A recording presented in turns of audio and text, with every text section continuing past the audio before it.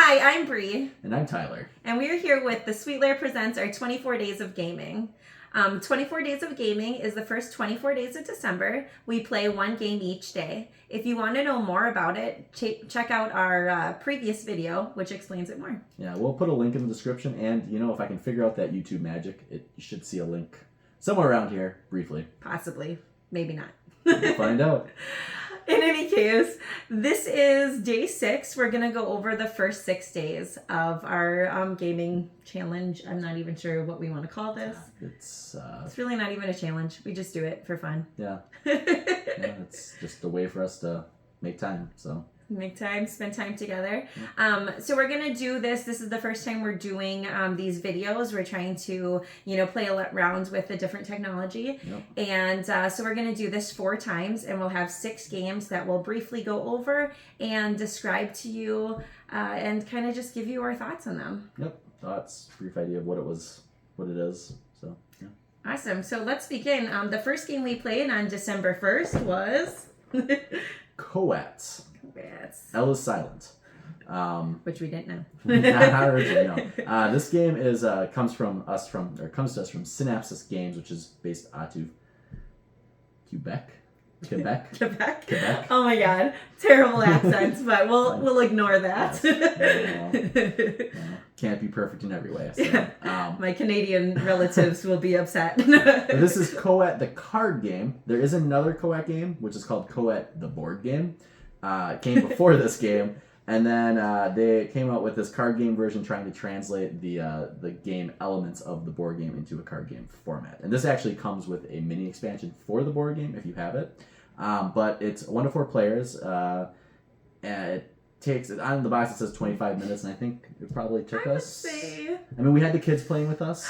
That was a rough day. That's right. it probably took us maybe an hour, but we were also doing dinner. I just came home from work. We're learning the game and teaching the kids too. So I think the 25 minutes on here isn't too far off. I would say it's pretty accurate. Half hour, 40 minutes. I think you could get through this game. It's fairly simplex. Simple. We'll go with simple. And complex. Complex, yeah. It's a simple... Oh my gosh.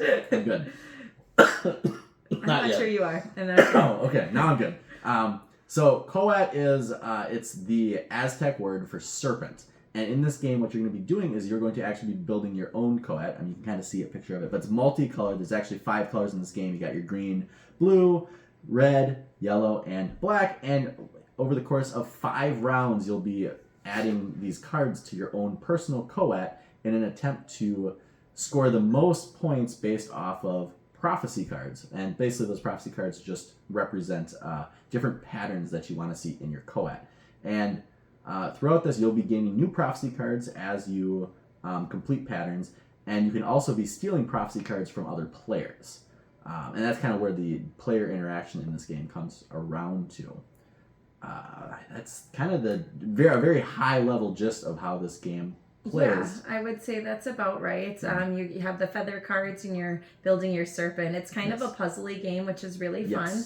I think we had a good time playing it, minus the stealing aspect. I mean, it was great. I think the stealing aspect's important. I mean, it's an important part of the game. Absolutely, it is. But I enjoyed this game a lot, actually. I really liked this game. Yeah. I would say. It was our first time playing it, and I could see it coming out to the table more often, especially for like a quick, easy game, or even like it's a smaller box game, so you can travel with it pretty easily. What is the age on this one again? 10. It's 10 plus, but honestly, our 6 and 8 year olds, they picked it up relatively quickly, and sometimes they surprise us. I mean, obviously, they grow up around board games more frequently, but it was it wasn't a bad game at all. It's not really one of my favorites, but it is still one that I would play again. So. All right, that's Coatl. That was the first day. Next, we moved on to Juicy Fruits. Juicy Fruits was another brand new game for us. This one also is ages 10 and up, 1 to 4 players. It says 20 to 50 minutes on the box. I would say, would you say that was about accurate? I think it took us probably about an hour and a half through the whole thing. But again, we were playing with our kids again in this one, and it tends to take just a little bit longer when and things going on. I would say your first run through is going to be on the longer side, and then after that, you should pick it up quite quickly. Yeah. There are 2 different versions of the game. We only played the first one, and then you flip it over, and there's like a juicing side, which is kind of fun. In this game, it's again another puzzle game. You are collecting different fruits to. Oh gosh, you have like this island, and you are collecting different fruits to score or to satisfy the boats, and then you're gaining like different what's it called, buildings and things like that for businesses or buildings or whatever for your island to score points. I actually did enjoy this game a lot. In order to gain the fruits that you need, you do shift them kind of like one of those, what are those puzzles called? They're like the shifting tile puzzles? The tile shifting puzzles, sure. Yeah. I don't know what the actual name for that is. There is a name, I'm sure, but those puzzles are interesting, and so you shift the tiles in that kind of manner to gain the fruits that you need. There are 5 different fruits, and one of them is a mangosteen. I don't think we've ever heard of that kind of fruit before, which is pretty interesting. I feel like I have heard it someplace else, but I still don't know what it is. So.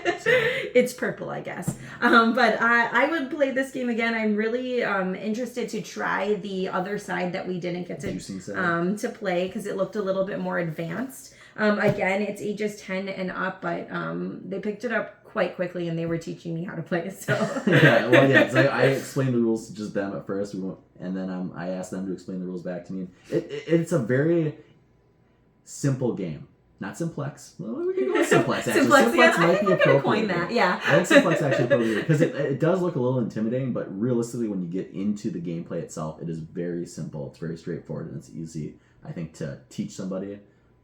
And just for new players to pick up. So. Yes, I would agree. Pretty easy concepts there. Yeah. So that one was Juicy Fruits. And then for day 3, we had Carcassonne. This is, I only had the first expansion up here, Inns and Cathedrals, but we played with the first 3 expansions. That's Inns and Cathedrals. Yes, Inns and Cathedrals. Builders and Traders. Oh, that's right, yes. And then Princess and the Dragon, I think. Princess and the Fairy. Well, the fairy is in there. Lots of different stuff.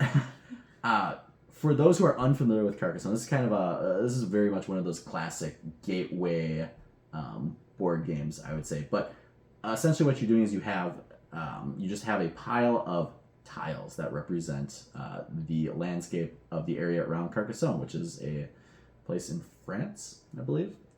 So I'm gonna go with sure. Yeah, but you're taking turns placing these tiles down on the table in front of you. You got to connect. Everyone's working on the same, we'll call it landscape, and everyone's taking turns placing tiles. As part of that, you have to match up the tiles so they make sense visually on the table.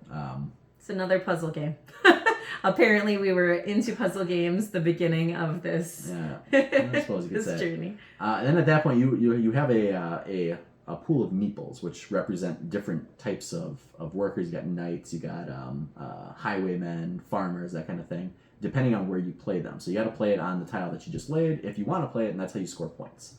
Again, this is a game that I think at a high level is pretty easy to teach and understand. There's some aspects of the scoring that when you get kind of down into it, it can get a little confusing, and especially with farmers. And that's where I always find when we're like playing this for league nights is I think we played this every first night of league.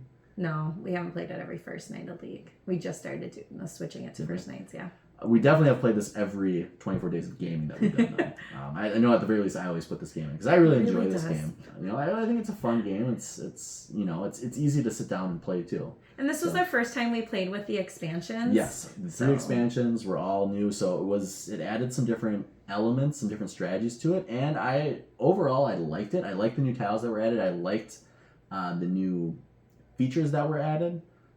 For example, Inns and Cathedrals, this adds Inns and Cathedrals. Yes, and the way those work is they enhance some of the scoring that certain features can do.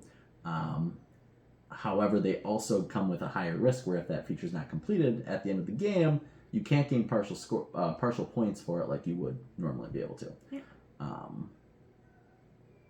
But overall, I'd say it's a good game. Yeah, and the expansions I think the expansions add to it. Yeah, for sure. There were some aspects of the expansion that you didn't really care about. Yeah, there was some the dragon yeah. one wasn't bad. It was just, I guess, a little bit more frustrating at times as well. And of course, I always get frustrated when you put yourself into a corner where you know you're never going to be able to score those points or do anything with it, and you're just stuck. And that's always frustrating in these types of games, but there's nothing against this game. The base game, there's not a lot of direct player conflict. Right. Yes. And then that's there is just... But I mean, it's like, oh, I got here first. I managed to build this feature that let me steal these points from you. But the third expansion, the Princess and the Dragon, that one adds more. Your dragon is taking meeples out. He's eating them, blowing them on fire, whatever you want. It really kind of changes the tone of the game at some point. It's more aggressive. Be a little bit more, aggressive. That's a good way to put it. But yeah, again, one of my favorite classic games. So that was Carcassonne. The next game that we played then was Tiny Epic Pirates. Tiny Epic is a whole series of games from Gamelin Games. They have, 12, 13, 14, somewhere in there, different types of Tiny Epic games. And they are exactly as described. They're tiny, little tiny box, but epic. And they play like a big board game, which is, honestly, my favorite types of board games. I really like... all the in-depth things. You got to be thinking 15 turns ahead and everything. If it doesn't take up the whole table, why do you even play it? So this is our first time playing Tiny Epic Pirates, and it actually reminded us of a different game that we played, which is called Dead Reckoning. Dead Reckoning. Yes. You're staring at me, so I'm forgetting it. Come on. So we're calling it now Dead Reckoning Light. So Dead Reckoning is a game that we both really enjoy, but it takes 3 hours to play.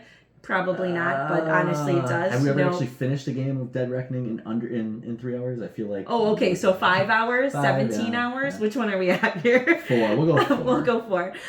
But the pirate themes in this game are really great. So you essentially have a map of different islands and water, and you're taking your pirate ship and you're going to go around, you're going to plunder, you're going to sail the 7 seas. I think there's more seas than 7 though. You're going to trade, and in this game there is a Navy ship that can also take you out, but you have to manage your crew, be a good captain, and those types of things. This game, the object is to bury 3 different treasures, and whoever buries the third treasure, or their 3 treasures first, wins the game.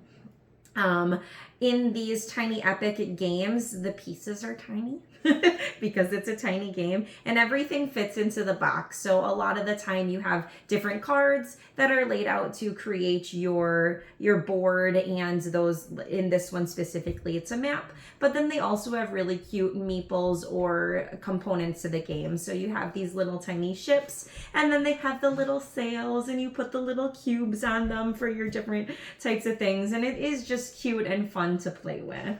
I really enjoyed this game. The one thing that I would say, and this is just I think a me and Tyler thing, and maybe other gamers out there too, but when we play 2-player games, we typically don't like the combat aspect, and we don't like to fight each other. So that does hinder our abilities to win sometimes, I would say. Like, obviously we're gonna win the game, but then this game I felt like a lot of cat and mouse. You're gonna bury a treasure, then I'm gonna bury a treasure, then you're gonna bury a treasure, then I'm gonna bury a treasure, and you're gonna go back and forth to whoever buries the third treasure is going to win.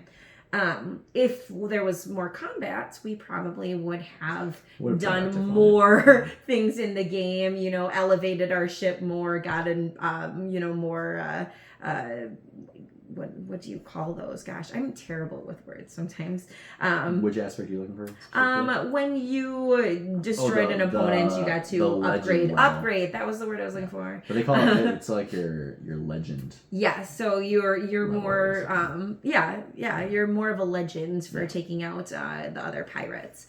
In any case, of the Tiny Epic games that we've played, I'd honestly rank this as one of the tops. I thoroughly enjoy Tiny Epic Dinosaurs and Tiny Epic Galaxies, and I would say this is right up there with them. Yeah. Now, granted, of all those, we've only played, I think, this is, I think, our 5th Tiny Epic game we've played. Can't be true. I think so. But I would agree, of the 5, I would definitely put this. I mean, Tiny Epic Galaxy is really great. Tiny Epic Dinos, really great. Tiny Epic Pirates, I would also say is really great. You know, it's... I was calling it Tiny Epic Dead Reckoning, as we mentioned before, because it did feel a lot like that game that, you know, we've played a handful of times now, and because we've really enjoyed it. But this is a nicely paced game in terms of time. Mm-hmm. Yes, it's not going to take you 3 hours to play. I think it took us, it was under what does an it hour, say? I feel like 30 to 60 minutes, and I would say for us, we played it in an hour. And that was a 2-player game. It felt fine as a 2-player, but don't be afraid to do that combat aspect. So. First time through, we always kind of pull back on that, and it's always like, well, you know what? I should attack I don't you want to attack you. Yeah. Maybe we want to sleep together tonight. Alrighty, then we moved on to Trails. Trails we played last night. I know I'm like doing 2 in a row. You want to do Trails? Trails is yours. It's all yours. So Trails is a game that I actually really like. The first time we played it though was last year. It does go quite quickly. So if you're familiar with the game Parks, it's made by the same people. It's just a lighter version of Parks. I actually like Parks better just because, like I mentioned before, I like the heavier games. But Trails is great. It's when you only have 20 minutes and you want to whip out a quick game. So in Trails, you're taking a trail. You're going on a hike, and you have a trail end and a trail start, and you're going to hike through various different parts of the, I don't even know what you want to call those, but you're going to be hiking through different iconic sites. Ooh, iconic sites and national parks across the U.S. That's what it says. So you'll travel through those, and you're going to collect different resources, acorns, leaves, and rocks. And with those at the end, at the trail end or trail start, you'll turn in those resources to collect different points. You also get points for taking pictures and spotting birds. And there's cute little hiker meeples in this one too. I love the components. Don't laugh at me. The artwork is fantastic, but it really is. They put a lot of time and effort into, you know, the pictures and everything. Visual aspect of the game is very appealing. You know, and so I really like this game. Like I said, it is a lighter version. You're essentially just moving your hikers back and forth to collect those resources and exchange them for your points. And then the sun moves and the trail goes dark and things. So it's really cute, and I love the aspects of it. So, like I said, I mean, bird watching, that's fun too. Yeah. And from my own perspective, you know, I don't hate this game. It's just not a game that I personally like to say, oh, let's play that game. But it's not a game I wouldn't play if someone wanted to play.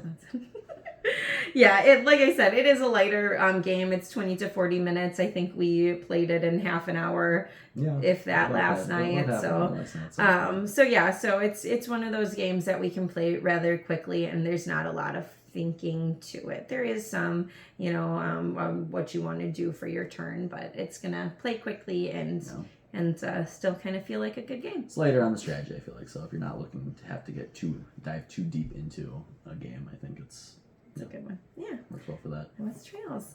Alrighty. Last but not least for our first 6 days. Namiji. Look at beautiful artwork. Yeah. Talk about artwork though. This game is all about table presence for sure. I mean, it's a pretty sizable board. It is. But you know, it's funny because I was thinking about it as you were talking about Trails. I'm like, you know, it's interesting. You know, our first when we first started talking about, we've had all these puzzle games. Yeah. Right? We started with these games that you kind of say are kind of puzzle-ish, and now we're ending with these games that are all just about journeying. Because Trails, it's a journey. Yeah. Namiji, same thing. It's kind of a journey. You're going around a pond. You're going or a lake. Or... around some kind of body of water. And you are hitting various locations as you travel around. So you only travel around it once. But each location will get you something like a fish, type of fish, and then there's a puzzle aspect to how you catch the fish. So how else would you describe? This game is a fishing game, I would say. So you're netting some fish, you're gathering the fish. I mean, at the end, when you win, you are the best angler. You're fishing in this game. That's this fair. is a fishing game. Yeah. Phonetically, it's a fishing game. I mean, not like go but you're fish or whatever. But again, you're traveling, and you're traveling around. You're traveling just around. traveling, hitting different points, and collecting the cards or the fish or what have you as you hit each location. Mm-hmm. It's again another lighter game where it's not something that you have to devote too much brain power, we'll say, into. Yeah. You do have to devote lots of table space. Because it is a big board. It's beautiful. It's smaller than its predecessor, though. That's fair. This game, so the reason why we got this game is because we just recently purchased the game Coatl and played that one, and we did really like that game. That one, you're traveling along the Coatl. The Coatl Road, I think. Road, path, something. The road to Coatl? Yeah. No, it's the road to Edo. It's the Coatl Road to Edo, I think is what it's called. So that when you're traveling, and it's this almost the same, where you're traveling different spaces, and as you hit them, you're going to do encounters, you're going to do shops, you're going to, visit the inns or what have you. This game is very similar, where you're going to go around the water. And you're going to fish at different spots. You're going to net at different spots. You're going to visit sacred stones. You have to leave. What did they say in the? What are those? Not offerings. Offerings, yeah. You have to leave offerings, and then you have to visit a dock and weigh in your different fish and things like that. So. If you look behind Brie, actually, they have the box for Coatl behind her, and as you can see, it's another pretty sizable box. It's bigger than this one. For comparison, It is big. Yeah. But beautifully designed. Really nice game. Played rather quickly. Yes, I really enjoyed this one a lot too. So. Between the two games, I mean, they're different enough that they felt like their own games, while you could also tell that they were games that were kind of made in a series, They were made to complement each other. Yeah. There are aspects of this game that are not in Coatl and vice versa. Yeah. Like Coatl, you have money. This game, you don't have any form of currency, which actually is in some ways kind of nice that you don't have to worry about that aspect of it. I would agree. Worrying about money is not fun. Yeah. But so speaking of this game specifically though, or I guess both of them, I'm not sure I have one that I like better than the other. I think it just depends on how I'm feeling. Coatl is nice because it comes with a soundtrack, so I'd have to look up to see if this one also has a soundtrack. You probably just use the Coatl. I'm sure I could. It's very relaxing. It's beautiful. I would say that this one I think plays faster. Would you agree with me there? There's less. I would say there is less components that you're dealing with in this one. Yes. So there's less. I mean, that one you have, you have so many different types of cards that you're potentially picking up. This one I think is a little bit more simplified, and I think it probably offers a quicker play experience than. I do say that if you play one, you can easily pick up the other because the gameplay is extremely similar. Yes, for sure. But yeah. I did enjoy this one. I think maybe I already said that. But, I don't remember. But yeah, so that was Namiji. So that wraps up our first 6 days. First 6 days, yeah. Of the 6 games that we played so far. Do we have a favorite? Well, do you have a favorite? I'm not. That's what I was going to ask you. It's so hard. I don't know. So we've only played.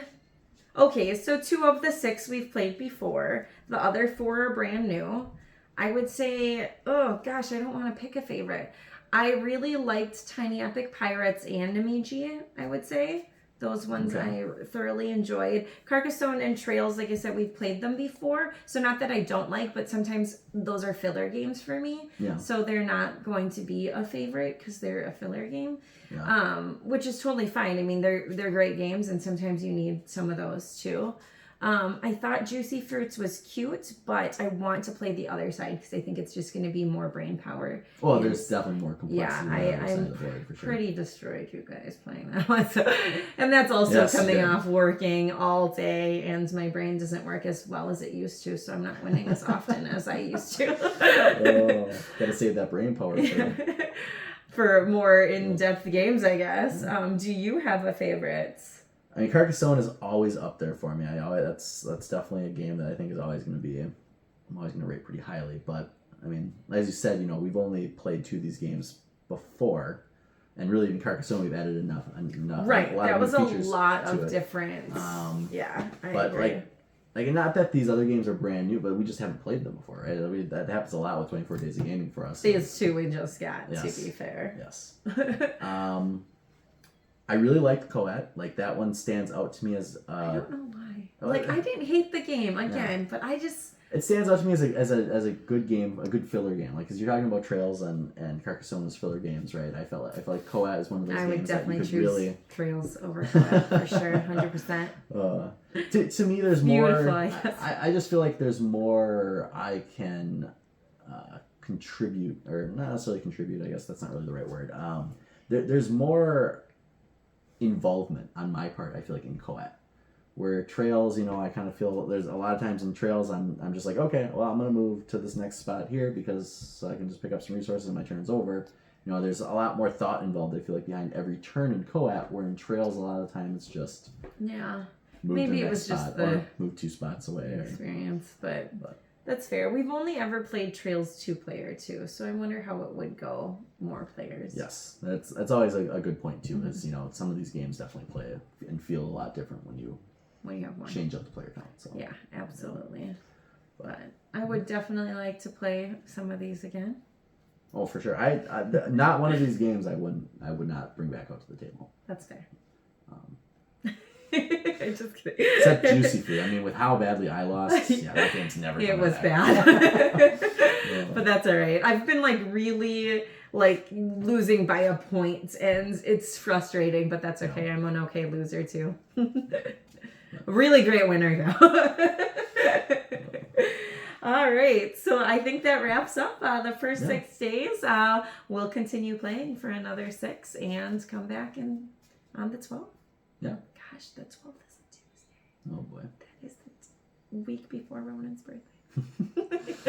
Oh boy. Well, thank you guys so much for following along. I hope you enjoyed this video with the first 6 games that we played. The next 6 are posted on our Facebook page and our Instagram. And we should be playing the next one tomorrow, which is... What day is tomorrow? Tomorrow's Thursday. It's Elimino. That's the game Adria chose. Check out our other videos, especially the first one, and to describe... The other videos are one other video. One other video? We only have one other video? That's so true. far. We only do. But that's okay. If you're watching this a different time and there's other videos, you can check out all the other ones. That's true. So our first video describes the 24 days of gaming. Make sure you subscribe to our channel and follow us on Facebook and Instagram. All right. Sounds good. Thanks, guys. See ya.